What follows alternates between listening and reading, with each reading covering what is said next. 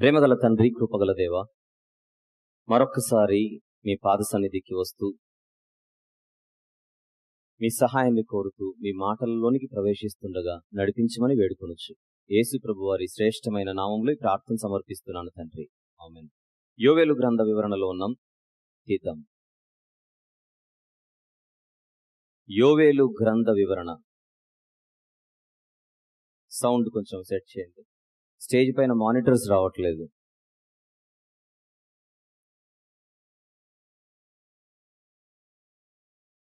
యోవేలు గ్రంథ వివరణ 3 అధ్యాయాలు కలిగినటువంటి యోవేలు గ్రంథాన్ని 3 భాగాలుగా మనము విభజించుకున్నాం. ఆ 3 భాగాల కంటే ముందు పరిచయాన్ని మనం తీసుకొని నిన్నటి దినాన మొదటి భాగాన్ని మనము ప్రారంభించుకున్నాం. మొదటి భాగాన్ని, మొత్తం గ్రంథాన్ని 3 ప్రధాన భాగాలుగా విడగొట్టుకున్నాం. 3 మెయిన్ పార్ట్స్. ఆ 3 ప్రధాన భాగాలలో ఒక్కొక్క భాగంలో మళ్ళీ ఉపభాగాలుంటాయి అన్నది మీరు గుర్తుపెట్టుకోవాలి. అందుచేత ఈ మొదటి ప్రధాన భాగాన్ని 7 ఉపభాగాలుగా మనం విభజించుకున్నాం. 7 ఉపభాగాలుగా. ఆ 7 ఉపభాగాలు ఏవేవి, ఎక్కడి నుంచి అని మనం చూసినప్పుడు మొదటి వచనం మాత్రమే ఒక భాగంగా మనం మాట్లాడుకున్నాం. అసలు ఈ ప్రధాన భాగం అంతటికి మనం ఇచ్చిన టైటిల్ ఏంటి? జరిగిపోయిన విపత్తు మారు మనసుకై పిలుపు. జరిగిపోయిన విపత్తు మారు మనసుకై పిలుపు. అది మనం ఇచ్చినటువంటి ఒక చిన్న టైటిల్ దానికి. ఈ ప్రధాన భాగాన్ని మళ్ళీ 7 భాగాలుగా విభజించుకొని మొదటి ఉపభాగముగా మొదటి వచనాన్ని మాత్రం మనం తీసుకున్నాం. మొదటి వచనాన్ని మాత్రం మనం తీసుకున్నాం. దానికే మీరు పరిచయము అని రాసుకోండి. ప్రతి ఉపభాగానికి నేను ఒక టైటిల్ ఇస్తాను. మళ్ళీ ప్రతి ఉపభాగానికి ఒక టైటిల్ ఇస్తాను. నిన్నటి దినాన మనము మొదటి వచనం మాట్లాడుకున్నాం. దానికి మీరేమని పెట్టుకోవాలి? పరిచయము, ఇంట్రొడక్షన్ అని ఇవ్వండి. ఇక 2వ వచనం నుండి 4వ వచనం వరకు ఇది కూడా నేను వివరించాను. ఏమిటది? మిడతల దాడి. అది మిడతల దాడి ఎంత భయంకరంగా ఉంటుందో. జరిగిపోయిన విపత్తు.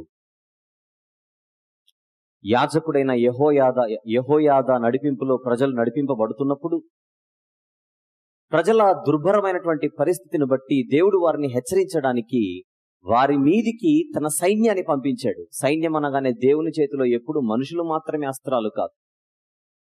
సృష్టి కూడా దేవుని హస్తములో ఒక అస్త్రం. అది ఇంతవరకు విన్నారుగా, రమణమూర్తి గారు చెప్పారు. ఈ సర్వ సృష్టి దేవుని చేతిలో ఉన్నటువంటి ఒక ఆయుధం. అది సృష్టి అనగానే సూర్యచంద్ర నక్షత్రాలు అనుకోకండి. దేవునికి చిన్న చీమల నుండి గంభీరుడైన సూర్యుని వరకు అన్ని ఆయుధాలే. ఎప్పుడు ఏది అవసరమైతే అది వాడుకుంటాడంతే. ఆయన ఆయుధాలలో, ఆయన సైన్యములో, ఆయన దండులో మిడతలు కూడా ఒక భాగమే. ఆ మిడతలను యూదుల పంట పొలాల మీదికి పంపించాడు. దాని యొక్క తీవ్రత ఏ స్థాయిలో ఉందో చెప్పడానికే పిలుపునిస్తున్నాడు. 2వ వచనం నుంచి 4వ వచనం వరకు యోవేలు గారు, పెద్దలారా ఆలకించుడి, దేశపు కాపురస్తులారా మీరందరూ చెవియొగ్గి వినుడి. ఇలాంటి సంగతి మీ దినములలో గాని మీ పితరుల దినములలో గాని జరిగినదా? నేను చెప్పాను.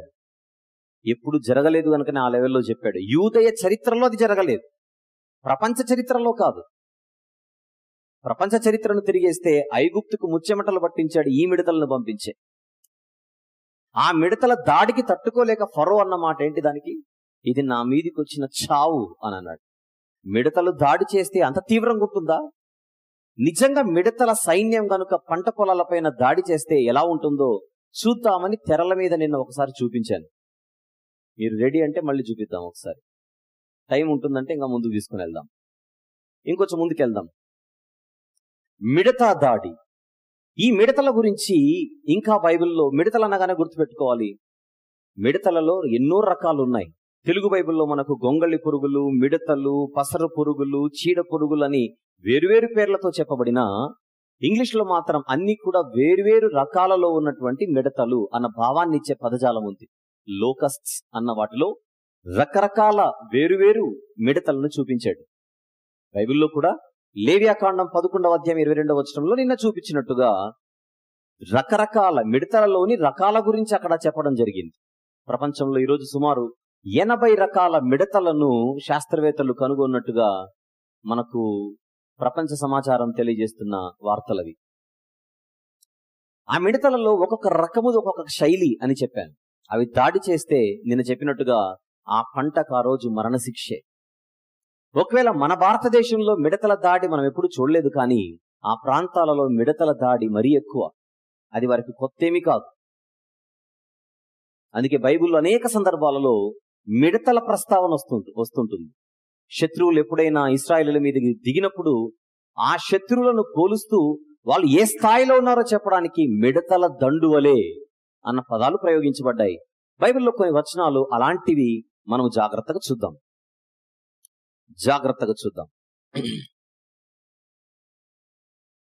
ముందుగా ఇశ్రాయేలీయులు ధర్మశాస్త్రాన్ని మీరితే దేవుడు ఎలాంటి శాపాలు వారి మీదకి తెప్పిస్తానన్నాడో అది చూసి ముందుకెళ్దాం. మళ్ళీ ఒకసారి ధర్మశాస్త్రాన్ని ఇశ్రాయేలీయులకు మోషే ద్వారా ఇచ్చినప్పుడు దేవుడు, మీరు గనుక తేడాగుంటే, నా మాటలు వినకపోతే మీ మీదికి శాపములన్నీ తెప్పిస్తానన్నాడు దేవుడు. ఆ శాపాలలో ఒక శాపం ఏంటో చూద్దాం. ద్వితీయోపదేశకాండం 28వ అధ్యాయం. ద్వితీయోపదేశకాండము 28వ అధ్యాయం. ముందుగా 15వ వచనం చదువుకుని తర్వాత ముందుకెళ్దాం. నేను నేడు నీకు ఆజ్ఞాపించు ఆయన సమస్తమైన ఆజ్ఞలను కట్టడలను నీవు అనుసరించి నడుచుకునవలెనని నీ దేవుడైన యెహోవా సెలవిచ్చిన మాట వినని ఎడల, వినకపోతే ఈ శాపములన్నీ నీకు సంభవించును. ఆ శాపములలో ఒక శాపాన్ని మనం చూద్దాం. 38వ వచనం నుండి 38 నుండి, విస్తారమైన విత్తనములు పొలములోనికి తీసుకొని పోయి కొంచెమే ఇంటికి తెచ్చుకుందువు, ఏలైనగా మిడతలు దానిని తినివేయును. చెప్పాడు ముందే, మిడతలను పంపిస్తాను, జాగ్రత్త.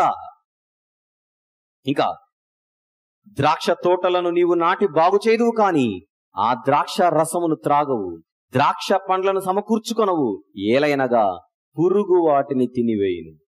41వ వచనం, 42 చదువుకున్నాం డైరెక్ట్ గా. 42, మిడతల దండు.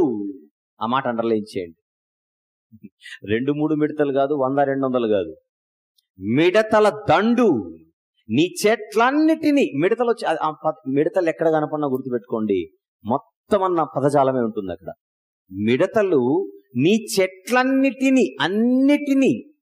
మిడతలకు ఉండే అలవాటు ఏంటంటే ప్లేట్ను ఖాళీ చేసే అలవాటు. వాటికి ఎప్పుడు మిగిల్చవు, ఊడి చేస్తాయి. పెరుగన్నం తిన్న తర్వాత మొత్తం ఊడి చేసి ఇంతకి ఇది కడిగిందా కడగందా కూడా తెలియనంతగా నిగనిగలాడిపోతుంటాయి కొంతమంది ప్లేట్లు. ఆ జాతివి అవి మిడతలు. అన్ని తినేస్తాయి. ఎక్కడన్నా మిగిలిందంటే, ఇప్పుడు పంటను చంపేసి వెళ్ళిపోయేటప్పుడు ఏ మిడతకైనా ఇంకొకటి ఏదో పచ్చగా కనపడుతుంటే ఒక్క నిమిషం ఉండండి అని చెప్పి తినేసి మళ్ళీ వస్తుంది. అది మిడతల స్టైల్. చెట్లన్నిటినీ, నీ భూమి పంటను ఆక్రమించును. ఆ మాట మీరు అండర్లైన్ చేయండి. దండు ఆక్రమించును. మిడతలు వస్తే ఆక్రమించేస్తాయి. ఇది ముందే జాగ్రత్తగా చెప్పాడు దేవుడు. ముందస్తు హెచ్చరికగా జాగ్రత్త. తేడా వస్తే ఏ శాపం ఏ రూపంలో మీ మీదకి వస్తుందో మీకు తెలియదు.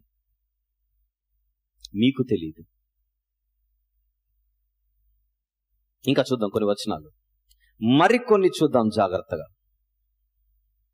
న్యాయాధిపతుల గ్రంథం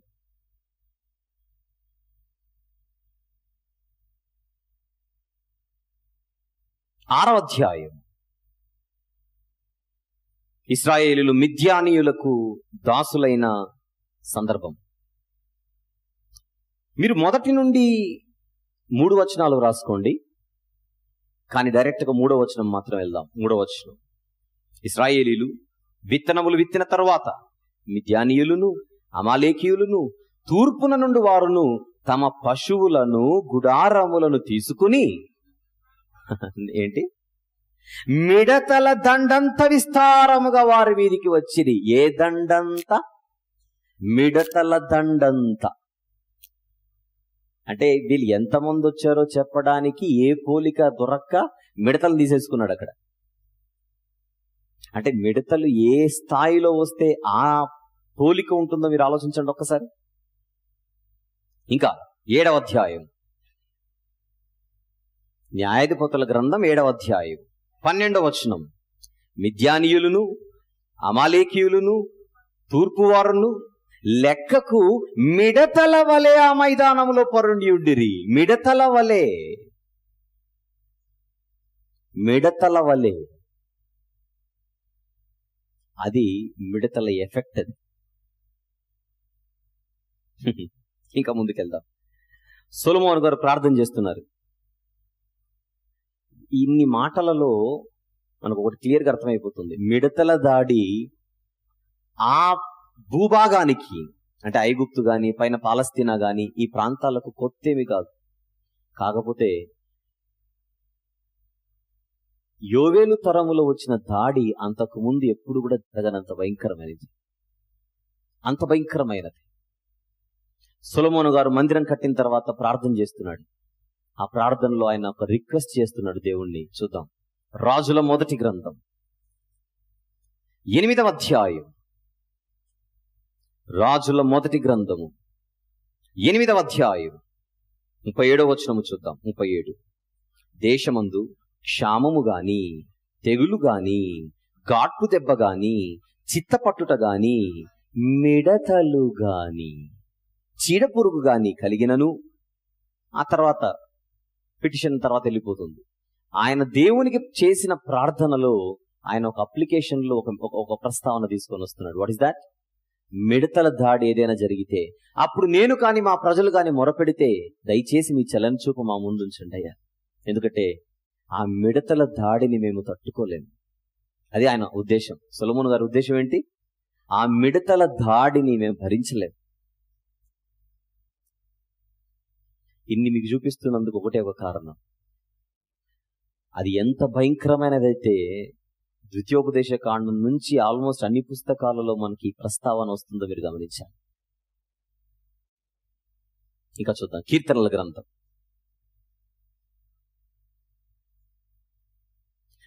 కీర్తన గ్రంథంలోని 78వ కీర్తన. ముందుగా 78వ కీర్తన.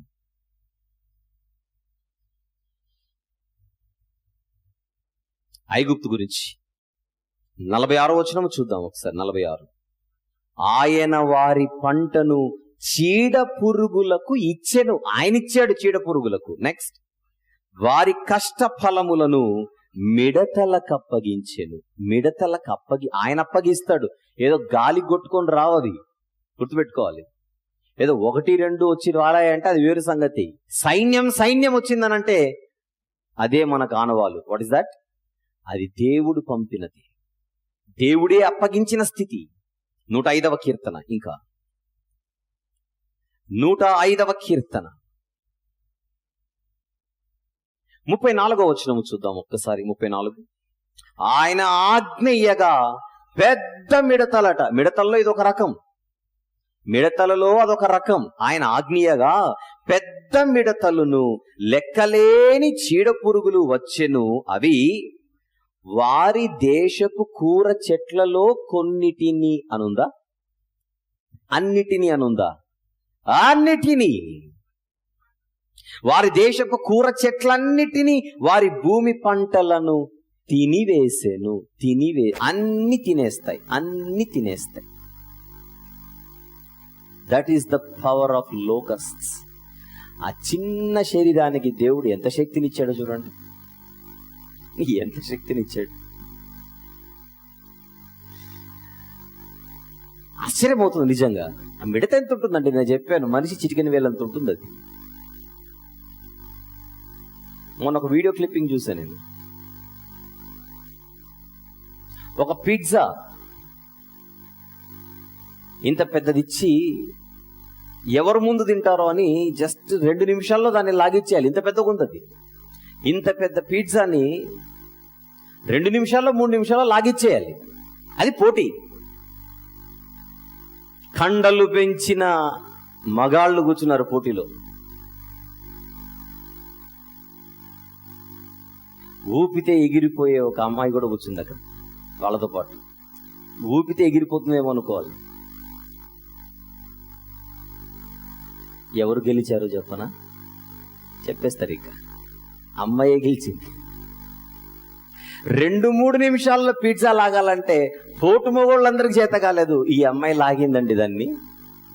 అలా వేయడం, నీళ్ళెత్తడం, అలా లాయడం, నీళ్ళెత్తడం, అలా వేయడం, నీళ్ళెత్తడం. పక్కన డిస్టర్బ్ అవుతున్నాడు, ఎట్లా లాగుతుందో ఈ అమ్మాయిని తినుకుంటూ. బాడీని చూసి తక్కువ అంచనా వేయకూడదు అన్నమాట అని మరొకసారి రుజువైంది అక్కడ.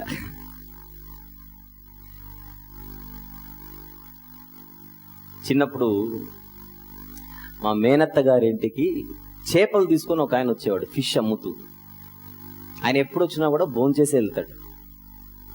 నాకు బాగా గుర్తు. ఎండలో వచ్చాడు, ఆకలి మీద వచ్చాడు కదా అని మా అత్తగారు ఏం చేశారంటే, అన్నం తినేళ్ళు నాయన అని చెప్పి కూర్చోబెట్టింది. ప్లేట్ పెట్టింది. అన్నం వేస్తుంది వేస్తుంది వేస్తుంది వేస్తుంది. చాలనడే, వద్దనడే. మా అత్తకు అర్థం కాలేదు, కావాలా వద్దా అంటే అది నీ తెలియాలి నాకేం తెలుసు అంటున్నాడు. వేసేదానికి నీకు కాకపోతే నాకేం తెలుస్తుంది అంటున్నాడు. ఇది ఎవరన్నారు మాట? వేసిందంతా చక్కగా క్లీన్ చేసి వెళ్ళాడు, అది వేరే సంగతి లేదు. ఆయన బాడీ చూస్తే 1/4 కిలో ఉంటుంది. అదే మిడతల పరిస్థితి, అదే మిడతల పరిస్థితి. ఏంటి మీరు సిద్ధమా? చూపించండి ఒక్కసారి చూద్దాం. నిన్న రాని వాళ్ళని లైట్స్ ఆఫ్ చేయాలి.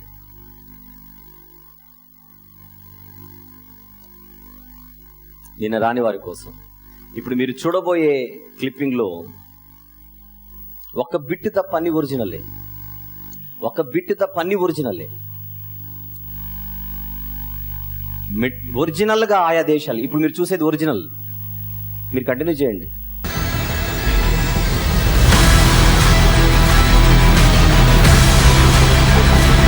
అదంతా ఒరిజినలే. మిడతల దాడి, ఆకాశాన్ని క్లబ్ చేసేంత భయంకరమైనటువంటి సైన్యం అది. పెద్ద మిడతలు,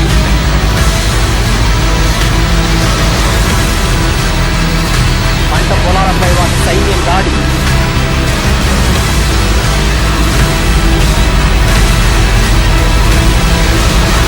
అదంతా ఒరిజినలే.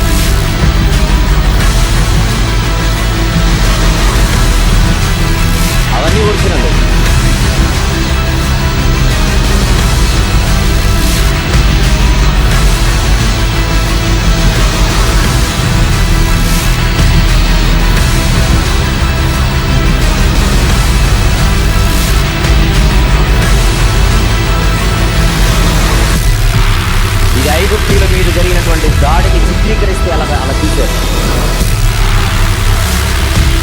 దీనినే ఫరో షావు నా మీద కూర్చున్నాడు, తట్టుకోలేదు.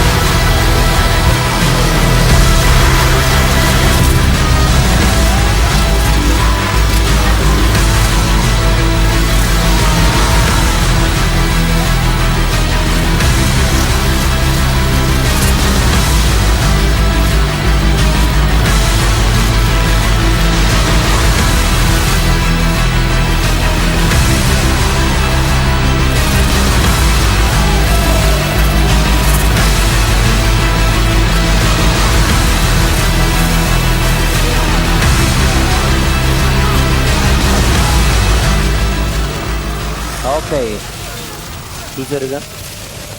చూడాలనే కోరుకోండి, తెర మీద చూడాలనే కోరుకోండి, నిజంగా చూడాలని కోరుకోకండి. అంత భయంకరమైనది. తీద్దాం ఒక వచనం. దినవృత్తాంతముల 2వ గ్రంథము దినవృత్తాంతముల 2వ గ్రంథము 7వ అధ్యాయం. ఇంతకుముందు రాజుల గ్రంథంలో చూసాం సొలొమోను గారి ప్రార్థన. సొలొమోను గారి ప్రార్థనకు దేవుడు ఎలాంటి సమాధానం ఇస్తున్నాడో చూద్దాం. దినవృత్తాంతముల 2వ గ్రంథం 7:13, 13వ వచనము నుండి 13, 14 వచనములు. వాన కురియకుండా నేను ఆకాశమును మూసివేసినప్పుడే గాని, దేశమును నాశనము చేయుటకు మిడతలకు సెలవిచ్చినప్పుడే గాని. చూసారా, మిడతలకు ఎందుకు ఏమని సెలవిస్తారట దేవుడు? నాశనం చేసి రావాలి మీరు. మిడతలకు దేవుడు చెప్పే మాట, మిమ్మల్ని దాడి చేయమన్నది కనికరించమని కాదు, కనికరం అనేదే మీకు ఉండకూడదు. మిడతలారా, నాశనం చేసే రావాలి మీరు. తేడా వస్తే మిమ్మల్ని వదలనంటాడు దేవుడు అక్కడ మిడతలతో. వాటి భయం వాటిది. ఆయన ఆజ్ఞాపించినదంతయు సంపూర్ణంగా నెరవేర్చి రావాలి. అందుకే మిగల్చకుండా వస్తాయి. మిడతలకు సెలవిచ్చినప్పుడే గాని నా జనుల మీదికి తెగులు రప్పించినప్పుడే గాని మీరు మారు మనసు పొంది ప్రార్థన చేస్తే నేను క్షమించడానికి సిద్ధంగా ఉన్నానంటున్నాడు. దాని కింద మీరు నా తట్టు తిరిగితే నేను మీ తట్టు తిరుగుదును. మీరు నా తట్టు తిరగకుండా నన్ను మీ తట్టు తిరగవాలంటే అది మీ వల్ల కాదు, నన్ను చెప్పడానికి నేనుగా ఒప్పుకోను అంటాడు దేవుడు. మనమే ఆయన తట్టు తిరగాలి ముందు. ఆయనను మన తట్టు తిరగమని చెప్పకూడదు. ఈ జబ్బు మనకు కూడా చాలా మందికి ఉంటుంది. ప్రభువా, నువ్వు నాకు ఒక కోరిక ఉంది, అది తీర్చాలి. అది నువ్వు తీరిస్తే నేనేదో ఒకటి ఇస్తాను నీకు. ఇవి కాదా మన ప్రార్థనలు? పరీక్షలు పాస్ చేస్తే నీకేదో ఇస్తాను, ఉద్యోగం ఇస్తే నేను నీకేదో ఇస్తాను, అమ్మాయికి పెళ్లి అయితే నీకేదో ఇస్తాను. అంటే నాకేదో నువ్వు చేయాలి, అప్పుడు మాత్రమే నేనేదో నీకు చేస్తాను. నువ్వు నాకేదో చేయకపోతే నేను నీకేదో చేస్తానని మాత్రం నువ్వు అనుకో. అది మనిషి వైఖరి. అప్పుడు దేవుడు, ఒరే నువ్వు రివర్స్ ఆలోచిస్తున్నావు, ముందు నువ్వే నా తట్టు తిరగాలి. 2 వచనాలు చూద్దాం సరదాగా. జకర్యా గ్రంథం. దేవుడు ఏ శైలిలో ఉన్నాడో తెలియక మనం విచిత్రమైన ప్రార్థనలు చేస్తుంటాం. 1వ అధ్యాయం జకర్యా గ్రంథము 1వ అధ్యాయం 3వ వచనం చూద్దామా. 3 కాబట్టి నీవు వారితో ఇట్లనము, సైన్యములకు అధిపతియగు యెహోవా సెలవిచ్చినదేమనగా, మీరు నా తట్టు తిరిగిన ఎడల నేను మీ తట్టు తిరుగుదును. మీరు నా తట్టు తిరగకపోతే నేనుగా మీ తట్టు తిరగను, మీరు నన్ను తిప్పలేరు. అదే దాని అర్థం. మలాకీ గ్రంథం మరొకటి. మలాకీ గ్రంథము 3వ అధ్యాయం 7వ వచనము చూద్దాం ఒకసారి. 7 మీ పితరుల నాట నుండి మీరు నా కట్టడలను గైకొనక వాటిని త్రోసివేసితిరి. అయితే మీరు నా తట్టు తిరిగితే నేను మీ తట్టు తిరుగుదును. మీరు నా తట్టు తిరగకపోతే మీరు తట్టినా తిరగను. మీరేదో వచనం ఊహించుకుంటున్నారు, తట్టుడి మీకు తీయబడును. మీరు తిరిగి తట్టాలి, వెనకలుండి తట్టకూడదు. అంత రివర్స్ గేర్లే కదా, రివర్స్ గేర్లే. మొదటి రోజు ఎవరు వచ్చారో మీలో నాకు తెలియదు కానీ, ఎంతమంది వచ్చారో కానీ, మొదటి రోజు రాత్రి మెసేజ్ మీరు మిస్ అయ్యారు. అంటే పగలు కూడా మిస్ అయ్యారులేండి. మొదటి రోజు మిస్ అయ్యారంటే 2 కూడా ఎగిరినట్టే, అది వేరు సంగతి. కానీ మొదటి రోజు రాత్రి ఒక మంచి మాట చెప్పాను. దేవుని దగ్గరకు వచ్చి నాకు అవి కావాలి ఇవి కావాలని అడుక్కుండే సాంప్రదాయానికి మనం ఫుల్ స్టాప్ పెట్టాలి. కనీసం మనమైనా ఫుల్ స్టాప్ పెట్టాలి. పెడితే గానీ నెక్స్ట్ తరం బాగుపడదు. ఆయన ఏం తక్కువ చేశాడని 24 గంటలు ఆయన దగ్గరకు వచ్చి ప్రేయర్ రిక్వెస్ట్లు. మళ్ళీ ఎప్పుడు ఆయన దగ్గరకు వచ్చినా నాకేదో చేయి అడుక్కోవడమే తప్పితే నేనేమైనా చేయలేమో చెప్పు ప్రభు అని ఏ రోజైనా అడిగామో చెప్పండి. తృప్తి లేని జీవితాలు. జగత్తు పునాది వేయబడక మునిపే నువ్వు కావాలని ఆయన కోరుకున్నాడే, అది చాలు. ఈ భూమి మీద మనిషి పుట్టుకిచ్చాడే, అది చాలు. ఆయన కోసం కొద్ది కాలం బతికితే శాశ్వత కాలం పరలోకం ఇస్తానన్నాడే, అది చాలు. ఎక్కడో చెప్పాను ఈ మధ్యలో ఒక ఉదాహరణ. ఒక మూర్ఖునికి లాటరీ తగిలిందట. ఏం తగిలింది? లాటరీ తగిలింది. ఎంత? లాటరీ టికెట్ కొన్నది 20 రూపాయలకి. లాటరీ తగిలింది 20 లక్షలు. 20 లక్షల దగ్గర 20 రూపాయలు పెట్టి లాటరీ టికెట్ కొంటే అప్పుడు ఆ కంపెనీ వాళ్ళు ఎవరైతే దాన్ని వేసారో ట్యాక్స్లు గీక్స్లు మొత్తం అన్ని జిఎస్టీలు అన్ని మొత్తం తీసేసి 11 లక్షలు ఇచ్చారట చేతికి. 9 లక్షలు తీసి లాటరీ గెలిచినోడికి అదే మనం మూర్ఖ సిక్కామని బీపీ రేజ్ అయిందట. నాకు 20 లక్షలు రావాలా కదా అన్నాడట. ట్యాక్స్లన్నీ కట్ చేస్తే నీకు ఇంతే వచ్చాయన్నారట. ఇది కోపం వచ్చి అన్నాడట, ఇస్తే మర్యాదగా నా 20 లక్షలు ఇవ్వండి, లేదంటే నా 20 రూపాయలు ఇచ్చాడు అన్నాడట.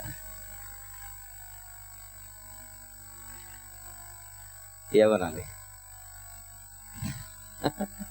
11 లక్షలు ఇస్తుంటే వద్దట, ఇస్తే 20 లక్షలు ఇవ్వు, లేదా నా 20 రూపాయలు ఇచ్చే.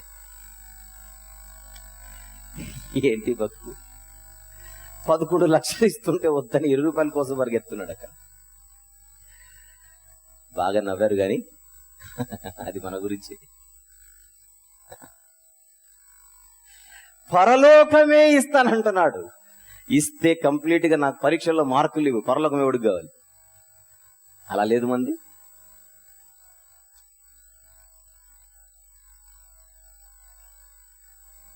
మందులు వేసుకుంటే తగ్గిపోయే రోగాల కోసం దేవుని దగ్గరికి పరిగెత్తుకుంటూ వస్తారే, ఎంత అసహ్యంగా ఉంటుందంటే అంత అసహ్యంగా ఉంటుంది.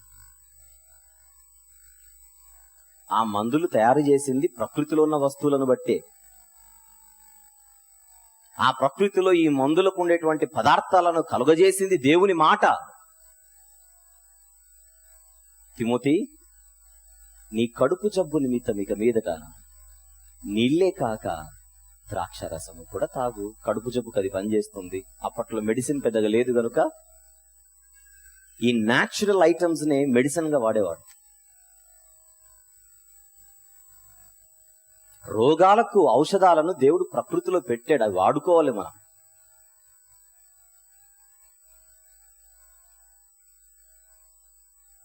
మట్టి శరీరానికి ఉండే చిన్న చిన్న సమస్యల కోసం దేవుని దగ్గరకు వచ్చి ఆత్మ గురించి ఆలోచించకపోతే దేవుడు అంటున్నాడు, ఆత్మ విషయమై దీనులైన వారు ధన్యులు, పరలోక రాజ్యం వారికే. అంటే దాని అర్థం ఏంటి? శరీర విషయమై దీనులైన వారు ధన్యులు కాదు, అన్యులు, పరలోక రాజ్యం వారిది ఏమాత్రం కాదు అని అర్థం. అంతే, వాళ్ళు ప్రత్యేకంగా చెప్పాల్సిన అవసరం లేదు.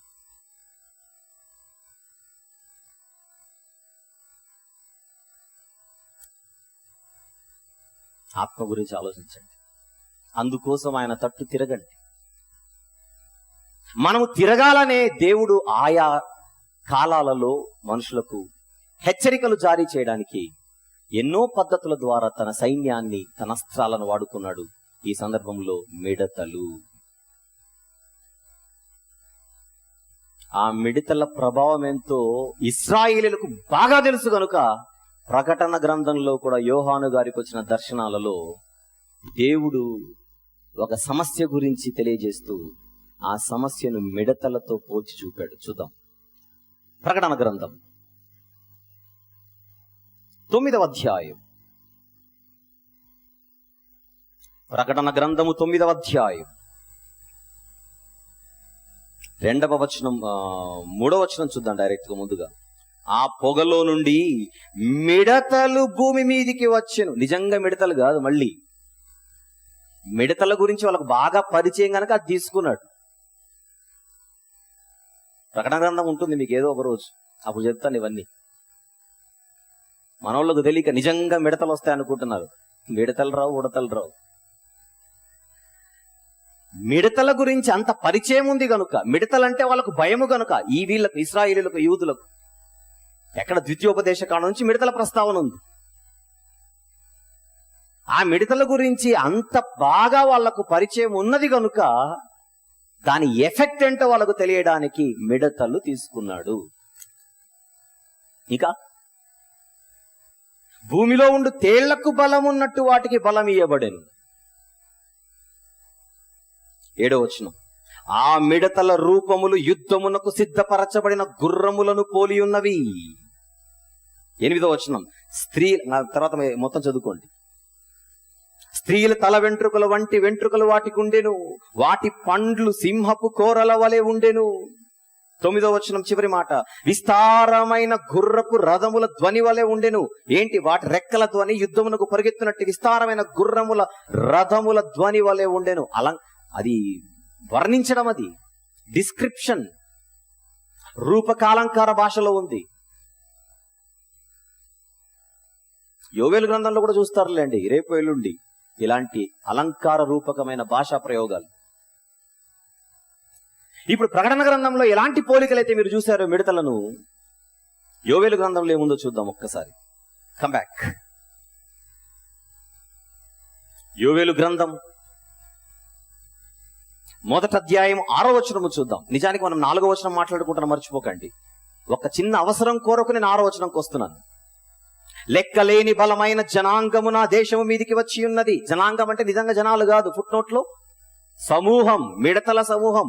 ఒక జనాంగము ఊరి మీదికి, ఒక జనాంగము ఒక ప్రాంతం మీదికి, ఒక జనాంగము ఒక శత్రు సైన్యం ఒక దేశం మీదికి వస్తే దాని తీవ్రత ఎలా ఉంటుందో మిడతల దాడి అలా ఉందని చెబుతున్నాడు అక్కడ. జనాంగం అంటే జనం అనుకుంటారు. మళ్ళీ నెక్స్ట్, వారి పళ్ళు కాదు, వాటి అని చూడండి. జనాంగం కాదు అక్కడ. వాటి పళ్ళు సింహపు కోరల వంటివి, వాటి కాటు ఆడు సింహపు కాటు వంటిది. చూస్తున్నారా? అది మిడతల దాడి. ఇన్ని నేను చూపించిన తర్వాత మీకు ఒకటి క్లియర్ అయిపోవాలి. ఇశ్రాయేలు యూదులు, ముఖ్యంగా యూదుల మీదికి వచ్చిన విపత్తు, ఏ విపత్తు గురించి అయితే యోవేలు గారు మాట్లాడుతున్నారో అక్కడ ఆ విపత్తు ఆషామాషిది కాదన్నమాట. సమీప భవిష్యత్తులో ఎప్పటికీ తేరుకోలేనంత భయంకరమైనదన్నమాట. అది చూసి కూడా వారికి మనోనేత్రము వెలిగింపబడలేదు.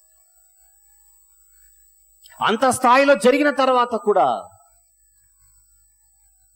వారి ఆలోచనలు వాస్తవాలకు దగ్గరవ్వలేదు.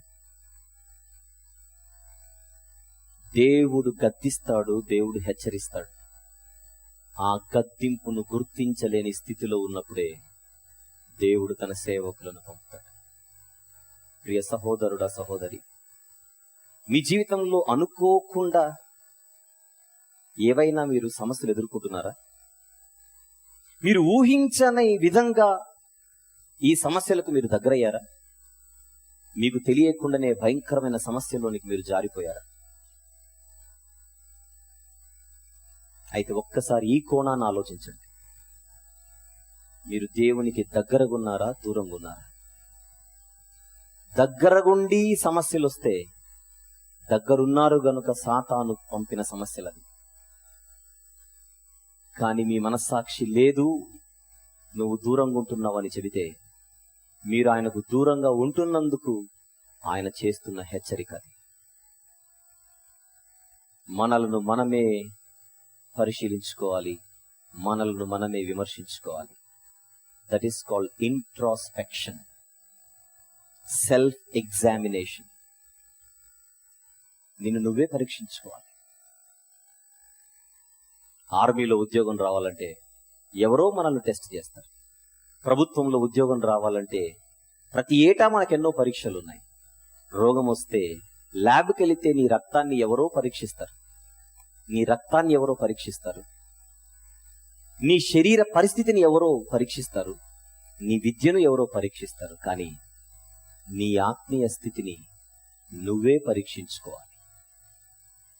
అది నీ బాధ్యత, అది నీ బాధ్యత. కొనసాగింపు మధ్యాహ్నం ప్రార్థన చేస్తాం. ప్రేమగల తండ్రి, కృపగల దేవ, 3వ రోజు కూడా దిగ్విజయవంతంగా మమ్మల్ని నడిపిస్తున్నందుకు కృతజ్ఞతలు తండ్రి.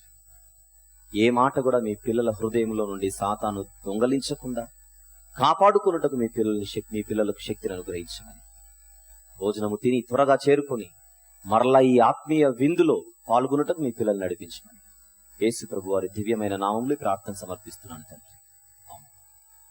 త్వరగా ముగించుకొని మీరు